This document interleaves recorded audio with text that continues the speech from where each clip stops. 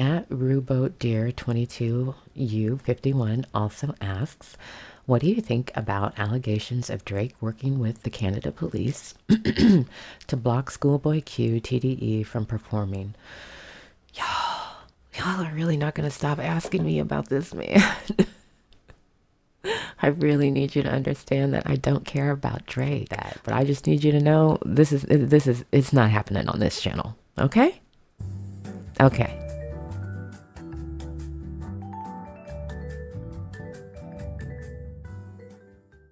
Confirmation bias is something that I alluded to in my very first YouTube video, Drake's 99 Problems. The very beginning of the video, I talked about the difference between bias and preference, and I talked about this in the context of particularly YouTube reactors as they were going through and reacting to the confrontations and the exchanges of the diss tracks as they were happening, and a lot of people accusing them of being biased to a degree that they could not see some massive glaring fact that, you know, everybody else could see, but they refused to see.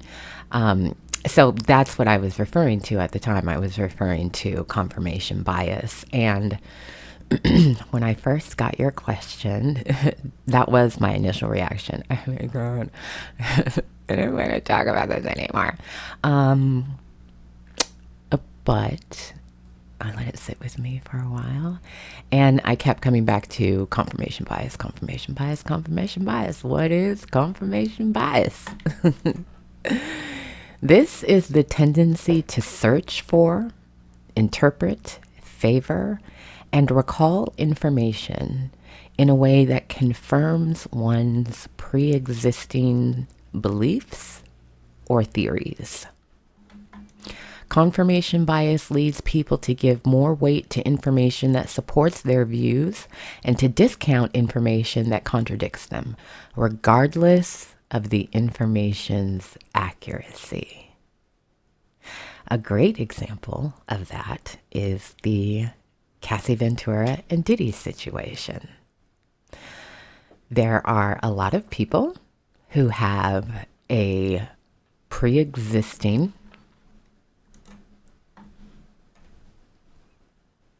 belief or theory about women and about the stereotyped group of women known as gold diggers. A lot of people weighed in from the perspective of their confirmation bias to say that Miss Ventura was going for a cash grab. And then the video came out, and a lot of people had their confirmation bias tested. And people who are reasonable thinkers said, whoa, let me pull it back, let me reevaluate, let me adjust. But people who really suffer from confirmation bias started saying things like, well, what did she do to him? What about this? Well, what's trying to rationalize, trying to justify, trying to make it her fault, and more to the point, trying to come up with a rationale that supports their pre-existing ideas of women and perhaps their pre-existing ideas of Diddy. So,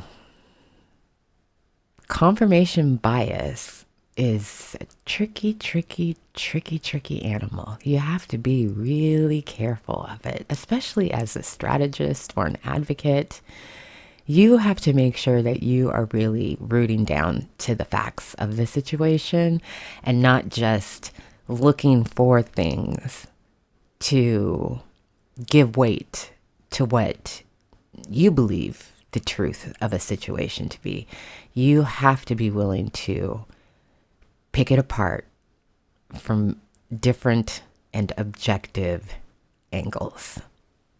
Confirmation bias has been used in a very interesting way in the confrontation between Drake and Kendrick. And I would say now Kendrick et al., because other people have jumped into the fray.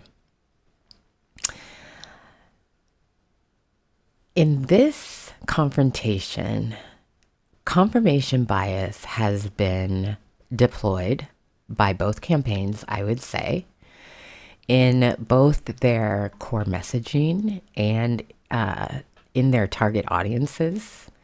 They have target audiences that they are speaking to.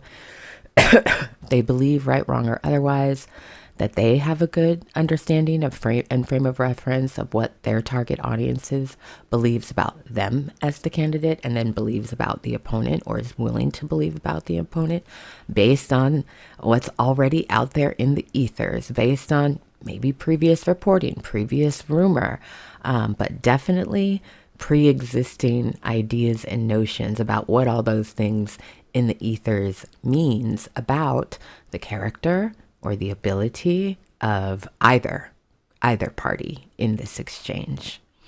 But what has been really interesting is that, in my opinion, Kendrick has weaponized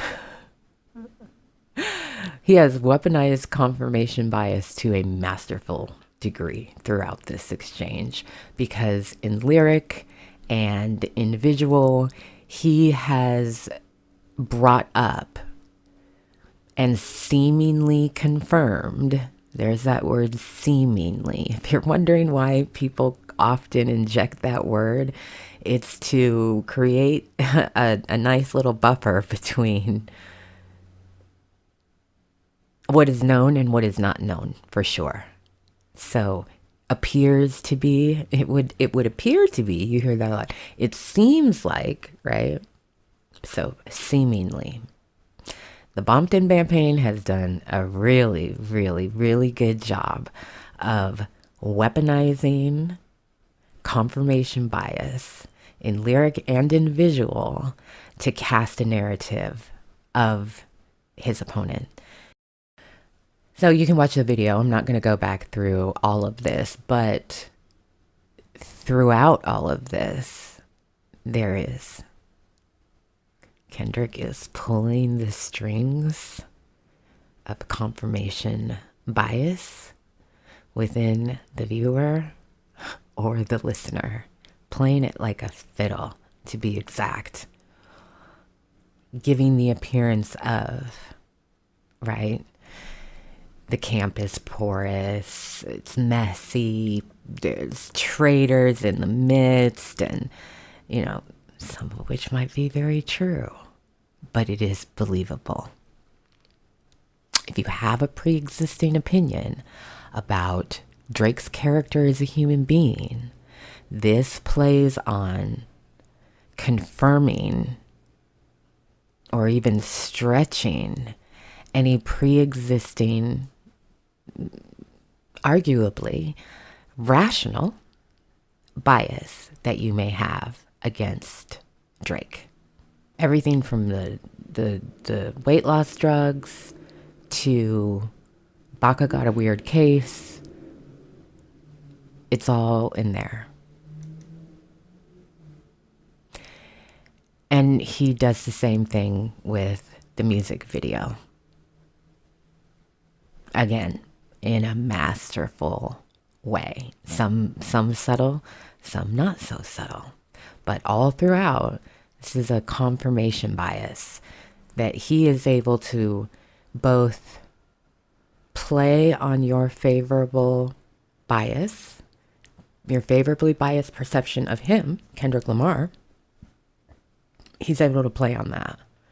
He's able to target you specifically and play on that and stretch that or strengthen it. I have a soul. I have a family. I come from a community. He could never, because birds of a feather. Of course, I am king. I am of us. Right? So he plays on a favorable and bolsters a favorable bias. He confirms that for the audience, while at the same time masterfully playing on and confirming for the audience that Drake is a despicable human being. So what does that have to do with ScHoolboy Q and TDE and whatever did or did not happen in Canada? I have a couple thoughts about that. Schoolboy Q, self-professed soccer dad, and what I will call, and yes, I do know the language that I'm using. Please don't come for me. I already made that other video, and now this situation happened. And sir, I mean, you just are a delegate of the campaign, regardless of what the campaign is called. So don't come for me. I love you and respect you. Thank you so much. Okay, so Schoolboy Q is a delegate. Yeah, he is a delegate. Delegates, if you've watched anything I've said about campaigns, good delegates are, boy, they are right on that party message. They believe it. They live it. They're not going to stray from it. Schoolboy Q, by my eye, also appears to be masterful at understanding and manipulating confirmation bias. That is my read on this situation, because we do not have a great deal of confirmed. Hear my words. Don't jump into my comments with links and, but this person said, and that person said, and this person said.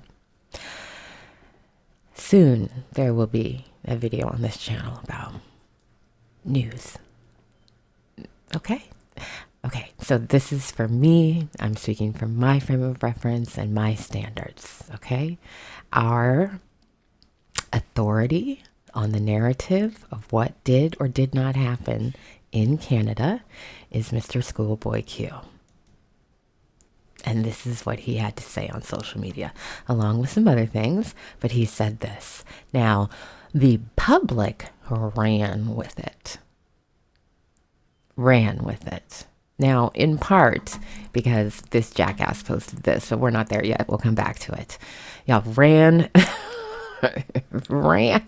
I don't even know if you grabbed the baton, but you ran. You ran for that finish line. Canadian police don't want nobody from TDE performing. Now, in reality, while folks were running off in one direction with what this could mean, you could run off in a couple different directions of what this actually could mean as well, right? It is specifically vague enough.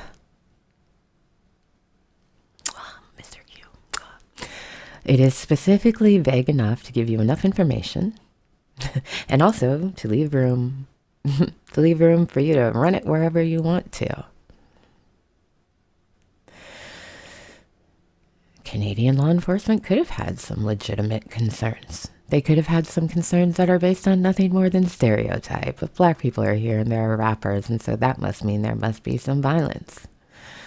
There could be a situation where information did pass back and forth between Mr. Graham's camp and somebody in law enforcement, or, you know, Canadian Air, whatever the... We have the FAA. I don't know what it's called in Canada. We have the Federal Aviation Administration. I don't know what it's called in Canada.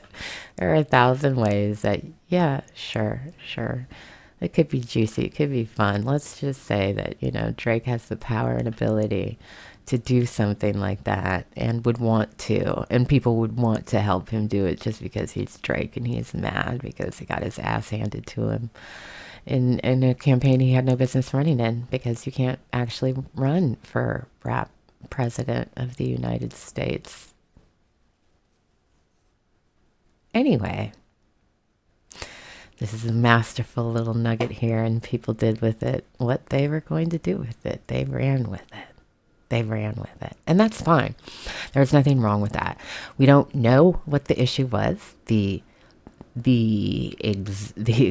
paraphrased exact statement from law enforcement was, this ain't got nothing to do with us. We had absolutely nothing to do with this whatsoever.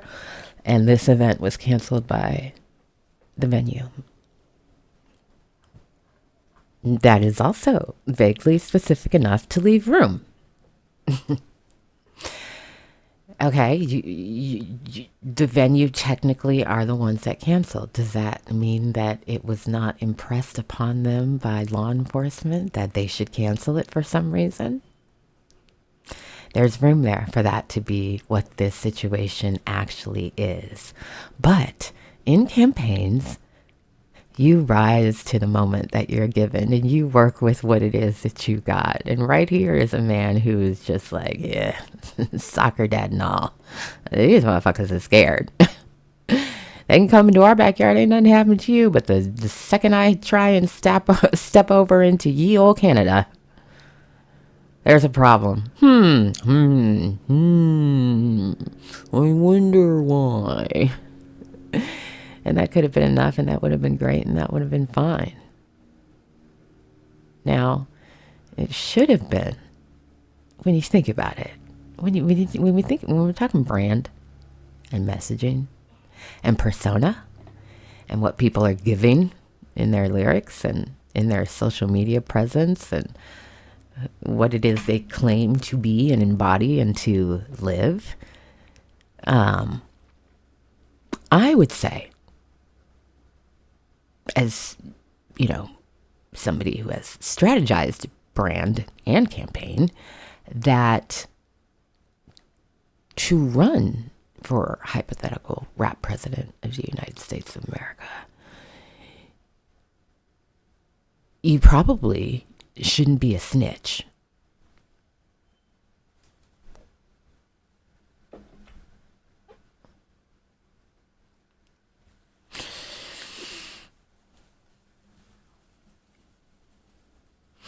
I said this before, and I'm going to say it again. You have to think long and hard about your messaging and making sure that it is not left with the audience in the condition of examine me, play with me, test my integrity, think about me a little bit longer than 2 seconds. Miscalculations by the Canadian along the way, the whole engagement, every exchange on the battlefield, he has faltered in this area.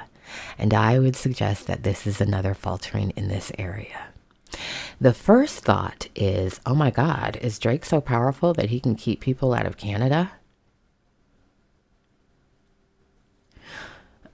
I would say that Drake is influential enough that he could give people a headache.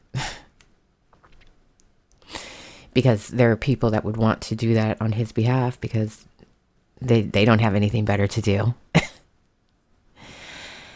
But, oh my God, is Drake so powerful that he can keep people out of Canada? Oh, wow, that's a real flex. Whoa. Well, how are you doing that, sir? Are you giving information to law enforcement? You fucking snitch.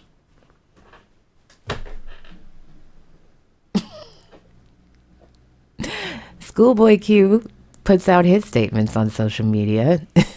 Law enforcement is like, our name's Bennett, and don't dig too deep. We ain't in it. And then Drake is like, by coincidence, I've got custom blue Tims. And people were like, they're blue slides. Those are Tims.